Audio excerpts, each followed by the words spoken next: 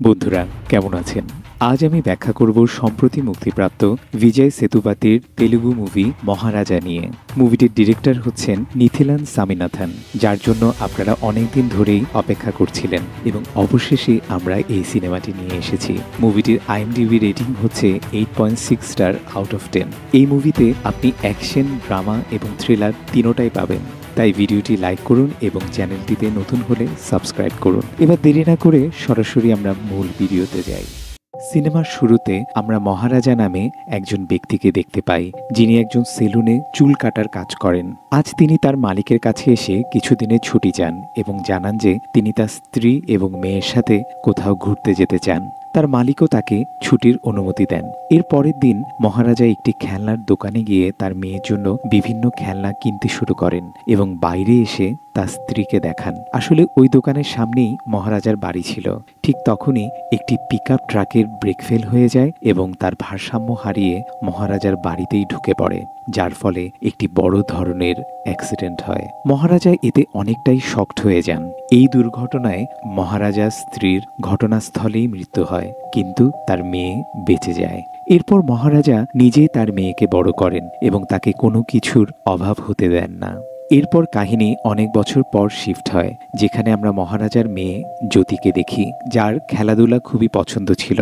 তাই সে তার 10ম শ্রেণীর পড়াশোনার দিকে তেমন মনোযোগী দিচ্ছিল না, যার ফলে স্কুলের শিক্ষকরা তাকে অনেক শাস্তি দিতেন। কিন্তু সেই শিক্ষকদের মধ্যে আসিফা নামের একজন ম্যাডাম তাকে অনেক সহায়তা করতেন এবং পড়াশোনায় অনুপ্রাণিত করতেন। এরপর আমরা মহারাজাকে দেখি, যেখানে আমরা দেখতে পাই যে মহারাজার বাড়িতে জ্যোতি এবং তার সাথে আরও একজন লক্ষ্মী নামে কেউ থাকেন। এই লক্ষ্মী কে তা আপনি পরে জানতে পারবেন। এখানে আমরা জানতে পারি যে মহারাজা নিজের সেলুনও খুলে ফেলেছেন। এখন আমরা দেখি যে মহারাজাকে জ্যোতি স্কুলে ডাকা হয়, যেখানে স্কুলের হেডমাস্টার জ্যোতিকে বকতে থাকেন। এটি দেখে মহারাজা খুব রেগে যায় এবং হেডমাস্টারকে জ্যোতির কাছে ক্ষমা চাইতে বলেন। মহারাজার রাগ দেখে বোঝা যায় যে তিনি তার মেয়েকে অনেক আদর দিয়ে বড় করেছেন। মহারাজার রাগ দেখে হেডমাস্টারও ভয় পেয়ে যান এবং জ্যোতির কাছে ক্ষমা চান। কিছুদিন পর জ্যোতি মহারাজাকে জানায় যে তাকে স্কুলের পক্ষ থেকে খেলাধুলার প্রতিযোগিতার জন্য অন্য শহরে যেতে হবে। এতে মহারাজা টেনশনে পড়েন, কিন্তু তিনি জ্যোতিকে কখনো কোথাও যেতে বাধা দেননি, তাই তিনি তাকে যাওয়ার অনুমতি দেন। তবে জ্যোতি চলে যাওয়ার পর মহারাজা খুব একা হয়ে যান এবং প্রায়শই ঘুমিয়ে থাকেন। এক রাতে যখন তিনি ঘুমিয়েছিলেন, তার উপর দিয়ে একটি সাপ চলে যায় এবং মহারাজা তার টেরও পান না। অন্যদিকে আমরা একটি সেলসম্যানকে দেখি যে একটি গ্যারেজে গিয়ে তার বাড়িতে রাখা চশমা হারিয়ে যাওয়ায় সে সেখানের কর্মচারীকে মারধর করতে শুরু করে। আসলে সেই চশমা তার স্ত্রী তাকে উপহার দিয়েছিল, যা সে খুব যত্ন সহকারে রাখত। যখন সে গ্যারেজে গাড়ি ঠিক করতে দিয়েছিল, তখন চশমাটি সেখানে ভুলে রেখে গিয়েছিল। গাড়িটি যখন বাড়িতে এলো, তখন চশমাটি আর সেখানে ছিল না। গ্যারেজে চিৎকারের শব্দ শুনে ধারা নামের একজন সেখানে আসে এবং সবাই তাকে বলে যে ওই বিক্রেতাই তোমার গাড়ি ডেলিভারি করতে এসেছিল।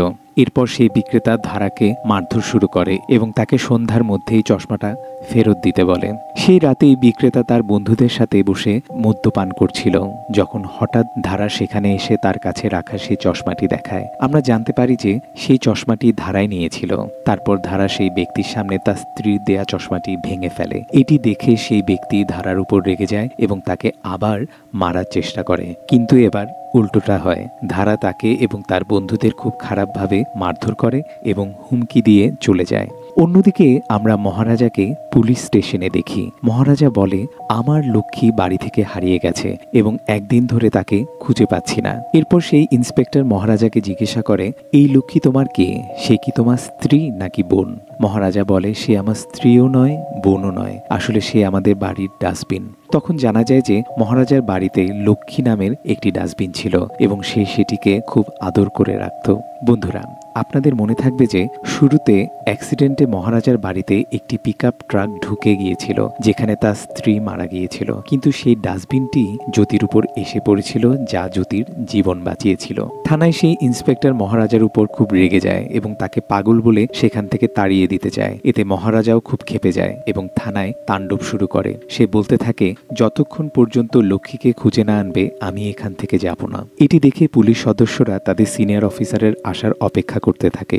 অন্যদিকে আমরা একজন চোরকে দেখি যে একজনের বাড়িতে ঢুকে কিছু কাগজপত্র এবং গয়না চুরি করে। ইন্সপেক্টর ভারদারাজন তাকে হাতে নাতে ধরে ফেলে।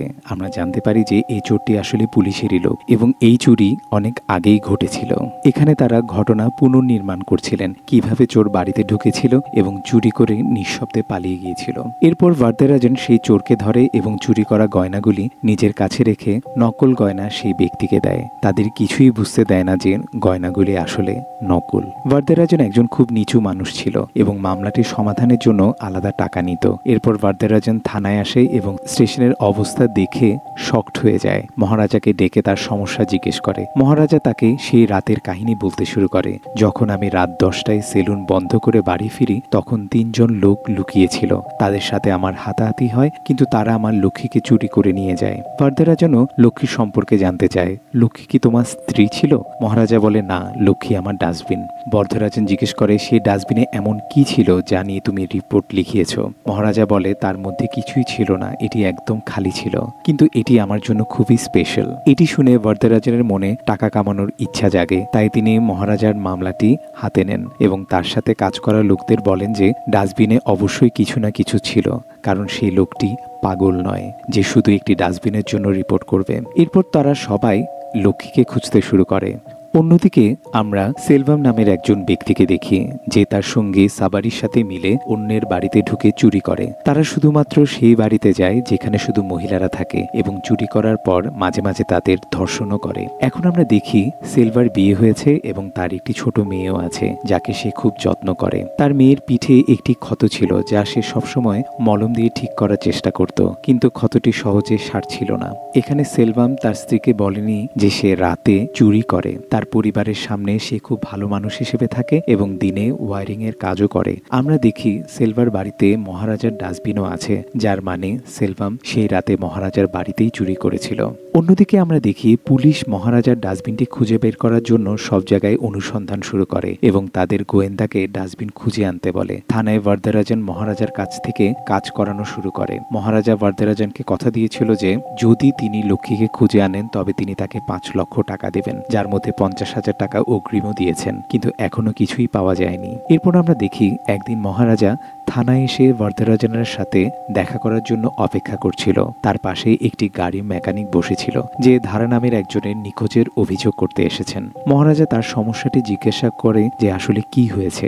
সেই ব্যক্তি বলে, ধারা নামের আমার একজন কর্মচারী বেশ কয়েকদিন ধরে নিখোঁজ রয়েছে এবং মহারাজাকে ধারার একটি ছবিও দেখায়, যা দেখে মহারাজা ফ্ল্যাশব্যাক মনে করতে শুরু করে। আমরা দেখি মহারাজা সেই রাতে সেলসম্যানের কাছে গিয়ে তার গাড়ির ব্যাপারে জিজ্ঞাসা করছিল। আসলে যেদিন রাতে মহারাজার বাড়িতে চুরি হয়েছিল তখন মহারাজার তাদের সাথে হাতাহাতি করার সময় কারো কাছ থেকে একটি গাড়ির টোল পাস পাওয়া গিয়েছিল। গাড়ির নম্বরের সাহায্যে সেই গাড়ির মালিকের সন্ধান পেয়ে তার সাথে দেখা করতে এসেছিল। তখন ধারা এসে সেলসম্যানকে প্রচুর মারধর করে এবং সেখান থেকে চলে যায়। মহারাজাও তার পেছন পেছন ধাওয়া করে। ধারা দেখে যে মহারাজা তার পেছনে লেগে আছে। সে তার বন্ধুদের একটি স্থানে অপেক্ষা করতে বলে। মহারাজা পিছু নিতে নিতে সেখানে পৌঁছে যায় এবং এরপর তারা সবাই মিলে মহারাজাকে ধরে মারধর করে। তখন মহারাজা জানতে পারে যে সেদিন রাতে ওই 3 জনের মধ্যে ধারা একজন ছিল। এরপর মহারাজা তাদের সবাইকে মারধর করে। ধারা মহারাজকে বলে, তুমি আমার কিছুই করতে পারবে না, কারণ সেদিন রাতে আমাদের 3 জনের মধ্যে একজন পুলিশও ছিল। এটি বলেই ধারা মোটর বাইক নিয়ে পালাতে চেষ্টা করে। সেই সময় মহারাজা খুব রেগে যায় এবং ধারা পালানোর সময় তার গলা কেটে ফেলে। এবার প্রেজেন্ট সময়ে আমরা দেখি মহারাজা থানায় এসেছে, কারণ ধারা বলেছিল যে তাদের সাথে একজন পুলিশও ছিল। মহারাজা থানায় কমপ্লেন করে সেই পুলিশকে খুঁজতে এখানে এসেছে। অন্যদিকে সেই সেলসম্যান থানায় এসে ধারার বিরুদ্ধে অভিযোগ করে যে ধারা সেদিন রাতে এসে তাকে মারধর করেছিল এবং তার আগে একজন লোক এসে তার গাড়ি সম্পর্কে জিজ্ঞাসা করেছিল। এদিকে 2 জন পুলিশ মহারাজার টাকা খাওয়ার জন্য লক্ষ্মীর মতো একটি ডাস্টবিন তৈরি করার জন্য একজনকে বলে। সেই ব্যক্তি কিছুদিন সময়ও চায়। এবার আমরা দেখি সেলভার মেয়ের কিছুদিন পরেই জন্মদিন এবং সেলভা বলে যে এবার সে তার মেয়েকে একটি সোনার চেন উপহার দেবে। এখন জন্মদিনের দিন সেলভার বউ সেলভাকে ফোন করে এবং তাকে সোনার চেন নেওয়ার পর শেভ করে আসতে বলে।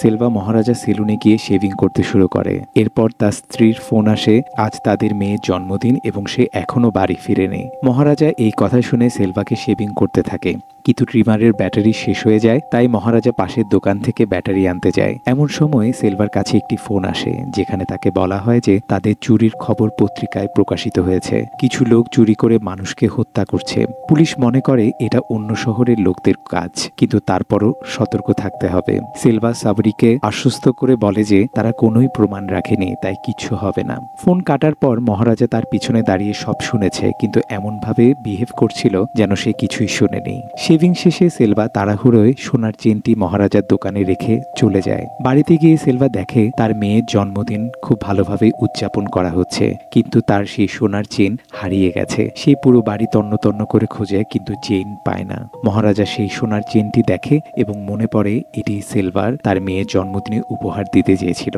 তাই মহারাজা সেলভার ঠিকানা খুঁজে তার বাড়ি যায়। ঠিক তখনই পুলিশও সেখানে আসে এবং সেলভাকে গ্রেফতার করে। সেলভা মনে করে মহারাজা তার সব কথা শুনে ফেলেছিল হয়তো, এবং তাই সে পুলিশকে জানিয়েছে। তখন পুলিশ সেলভাকে অ্যারেস্ট করে, আর সেলভাকে এই অবস্থায় দেখে সাভারি গুলি চালাতে থাকে, কিন্তু পুলিশগুলি তাকে মেরে ফেলে। সেলভার স্ত্রী স্বামীর এসব কিছু জানতে পেরে তাকে ডিভোর্স দিতে চায়, এবং সেলভা তখন প্রতিজ্ঞা করে যে সে বের হয়ে মহারাজার কাছ থেকে প্রতিশোধ নেবে, কারণ তার মেয়ে এবং স্ত্রী তাকে ছেড়ে চলে গেছে। এখানে আমরা জানতে পারি যে সেলভার সব ঘটনা ফ্ল্যাশব্যাকে ছিল। বর্তমান সময়ে মহারাজা তার ডাস্টবিনের অভিযোগ করতে পুলিশ স্টেশনে আসে। পুলিশ মহারাজার বর্ণিত ডাস্টবিনের মতো একটি নকল ডাস্টবিন তৈরি করে এবং তাকে পুরনো দেখানোর জন্য পাথর দিয়েও আঘাত করে। তারা দ্রুত 5 লক্ষ টাকা পাওয়ার জন্যই এমন করে। ভারদারাজন চিন্তা করে নকল ডাস্টবিন তৈরি করলেই চলবে না, নকল চোরও লাগবে। সে মহারাজাকে আবার ফোন করে এবং সকালে এসে সে রাতের ঘটনা বলতে বলে, যেন নকল চোরকে সেই গল্প বলে মহারাজার কাহিনীর সাথে সংযুক্ত করা যায়। তারা ঠিক করে যদি মহারাজা নকল ডাস্টবিন নিতে অস্বীকার করে, তাকে জেলে ঢুকিয়ে জিজ্ঞাসা করবে যে সেই ডাস্টবিনে এমন কি ছিল। পরের দিন মহারাজা থানায় এসে ভারদারাজনকে সেই গল্প আবার বলতে শুরু করে। রাত 10টায় সে বাড়িতে এসে দরজা খুলেছিল। এখানে আমরা একটি চমকপ্রদ তথ্য জানতে পারি। সেই রাতে মহারাজা নয়, তার মেয়ে জ্যোতি বাড়িতে এসেছিল এবং 3 জন চোর সেখানে ছিল। জ্যোতি বাড়িতে এসে জামা কাপড় পরিবর্তন করতে যায়, তখন সেই 3 চোর তাকে দেখছিল। তারা মিলে জ্যোতিকে ধর্ষণ করে। এর মধ্যে একজন সেই পুলিশও ছিল যে মহারাজার ডাস্টবিন খুঁজে বের করতে চেষ্টা করছিল। জেল থেকে বের হয়ে সেলভা মহারাজার কাছ থেকে প্রতিশোধ নিতে চেয়েছিল, তবে তার মেয়ে আগে সেখানে এসে সেই চোরদের দ্বারা রেপড হয়ে যায়। মহারাজা তার মেয়ের জন্য স্পোর্টস শু কিনছিল, তাই বাড়ি ফিরতে তার দেরি হচ্ছিল। বাড়ি এসে দেখে সে 3 চোর পালিয়ে গেছে। বর্তমান সময়ে মহারাজা তার মেয়ের কাহিনী বাদ দিয়ে নিজের উপর ঘটনা ঘটেছে বলে পুলিশকে জানায়, কিন্তু চোর এসে তার ডাস্টবিন চুরি করে নিয়ে গেছে। রাতে ভারদারাজন সেই পুলিশকে নিয়ে মহারাজার শোনানো গল্প বললে সেই পুলিশ অফিসার শকড হয়ে যায়, কারণ মহারাজার গল্পটি ঠিক সেই রকমই ছিল যেভাবে তারা তার বাড়িতে প্রবেশ করেছিল। পুলিশ অফিসার তাড়াতাড়ি সেলভাকে সবকিছু জানায় এবং বলে মহারাজা এবার অন্যরকম একটি কাহিনী বলেছে, যেখানে আমরা বড় সমস্যায় পড়তে পারি, এবং এখন পুলিশও সেই চোরদের খোঁজা শুরু করে। সেলভা তাকে স্বাভাবিক থাকার জন্য বলে এবং বলে যে বাকি সবকিছু সে দেখবে। গল্পটি আবার ফ্ল্যাশব্যাকে যায়, যেখানে মহারাজা রাতে বাড়ি ফিরে তার মেয়েকে এমন অবস্থায় দেখে আতঙ্কিত হয়ে যায় এবং দ্রুত হাসপাতালে নিয়ে যায়। তার মেয়ে জ্যোতি পুরো ঘটনা তাকে বলে যে যখন তার সঙ্গে অন্যায় হচ্ছিল তখন একজন লোকের পিঠে আঘাত লেগেছিল। জ্যোতি মহারাজাকে জিজ্ঞাসা করে কেন তারা তার সঙ্গে এমন করলো, এবং তাকে যে কোনো উপায়ে খুঁজে বের করতে বলে, যেন সে জিজ্ঞেস করতে পারে তার জীবন এভাবে ধ্বংস করে দিল কেন। মহারাজা তার মেয়ের অবস্থা দেখে খুব কাঁদে এবং অপরাধীদের হত্যা করার সিদ্ধান্ত নেয়। এখন সিন আবার প্রেজেন্ট সময়ে চলে আসে, যেখানে ভারদারাজন মহারাজার বাড়িতে সেই রাতে যা ঘটেছিল তা পুনরায় ক্রিয়েট করতে শুরু করে, যে কিভাবে চোর ভিতরে ঢুকে এবং যখন চোর কিছু নেয়ার মতোই পেল না তখন সে ডাস্টবিন নিয়ে যায়। মহারাজা এমনভাবে আচরণ করে যেন সে তার প্রিয় ডাস্টবিন ফিরে পেয়ে খুব খুশি, এবং পুলিশদের গলা জড়িয়ে ধরে তাদের পিঠে আঘাতে চেক করে। তখন সে বুঝতে পারে যে এই পুলিশ অফিসারই হলো সেই অপরাধী যে ওই রাতে তার মেয়েকে রেপ করে। মহারাজা সেই পুলিশ অফিসারকে তার বয়স জিজ্ঞাসা করে। সে বলে তার বয়স প্রায় 50 বছর। মহারাজা উত্তেজিত হয়ে যায় এবং ভারদারাজন বলে তাকে জেলে ঢোকাবে। মহারাজা চমকে যায় এবং আমরা জানতে পারি ভারদারাজন আগেই জানতো যে লক্ষ্মী কেবল একটি অজুহাত ছিল। মহারাজা তার মেয়ের সঙ্গে অন্যায়কারীদের খুঁজতেই থানায় এসেছিল। কারণ বরদারাজন যখন এই কেসটি হাতে নিয়েছিল তখন সে জানতে পারে যে জ্যোতি হাসপাতালে ভর্তি এবং কেউ তাকে রেপ করেছে, যেটার পর থেকে সব পুলিশগুলো ডাস্টবিন খোঁজার নাটক করতে থাকে। বরদারাজন মহারাজাকে একটি ছুরি দিয়ে সেই পুলিশ অফিসারকে হত্যার জন্য বলে, কারণ সে মনে করত যে এরকম অপরাধীদের হত্যা করা উচিত। মহারাজা তার কথা মেনে পুলিশ অফিসারকে হত্যা করে। তারপর মহারাজা জানতে পারে সেলভা একটি কোম্পানিতে লুকিয়ে আছে এবং সেখানে পৌঁছে যায়। তাদের মধ্যে একটি ভয়াবহ লড়াই হয় এবং মহারাজা সেলভার 2 পা ভেঙে দেয়। সেলভা বলে যে সে তো সেরে উঠবে, কিন্তু মহারাজার মেয়ে এই ঘটনার পর কখনোই ঠিক হবে না, এটি তার প্রতিশোধ। তখনই জ্যোতি আসে এবং সেলভাকে তার সোনার চেন ছুঁড়ে মেরে বলে যে তুমি এটাই সেদিন চুরি করতে এসেছিলে, তাই না? নাও, এটা রাখো। সেলভা চমকে যায় এবং জিজ্ঞাসা করে চেনটি তার কাছে কিভাবে এলো। তখন এখানে খুবই শকিং একটি ব্যাপার আমরা জানতে পারি। সিন ফ্ল্যাশব্যাকে চলে যায়, যেখানে আমরা দেখি যে সেলভার অ্যারেস্ট হওয়ার পর মহারাজা তার পরিবারকে নিয়ে সেলভার স্ত্রীকে সেই চেন ফেরত দিতে গিয়েছিল। সেলভার স্ত্রী তা নিতে অস্বীকার করে এবং বলে চেনে না জানে কতজনের রক্ত লেগে আছে। এরপর মহারাজা তার মেয়ের জন্য একটি খেলনা কিনতে যায় এবং এটা সেই সিন ছিল যেখানে মহারাজা তার স্ত্রীকে খেলনা দেখাচ্ছিল। আর তখনই তারা গাড়ি দুর্ঘটনার শিকার হয়, যেখানে সেলভার স্ত্রীও মারা যায় এবং মহারাজার বউ এবং বাচ্চাও মারা যায়। যেই বাচ্চাকে সে বড় করেছে সে আর কেউ নয়, বরং সেলভার নিজের মেয়েই ছিল, যে স্টিলের ডাস্টবিনের জন্য বেঁচে গিয়েছিল। এরপর আমরা দেখি বর্তমান সময়ে জ্যোতি চলে যেতে থাকে। সেলভা তার পিঠের আঘাত দেখে এবং মনে পড়ে তার মেয়ের পিঠেও এমন দাগ ছিল। সে মহারাজার পায়ে পড়ে জিজ্ঞাসা করে জ্যোতি কি তার মেয়ে কিনা। মহারাজা জানায় যে হ্যাঁ, কিন্তু এখন সে তার মেয়ে এবং তাকে দূরে থাকতে বলে। মহারাজা জ্যোতিকে নিয়ে চলে যায়। সেলভা বুঝতে পারে সে কি ভুল করেছে এবং অপরাধ বোধে আত্মহত্যা করে। সিনেমাটি এখানেই শেষ হয়। বন্ধুরা, এই সিনেমাটি কেমন লাগলো তা আমাদের কমেন্ট করে জানাবেন এবং অন্য কোনো সিনেমার এক্সপ্লেনেশনও যদি জানতে চান আমাদেরকে অবশ্যই কমেন্ট করে জানান। বন্ধুরা, ভিডিওটি ভালো লাগলে লাইক করুন, শেয়ার করুন এবং এই চ্যানেলে যদি নতুন হয়ে থাকেন তাহলে অবশ্যই সাবস্ক্রাইব করুন, কারণ আমরাই আমাদের চ্যানেলে এরকম ভিডিও নিয়ে আসি। ধন্যবাদ।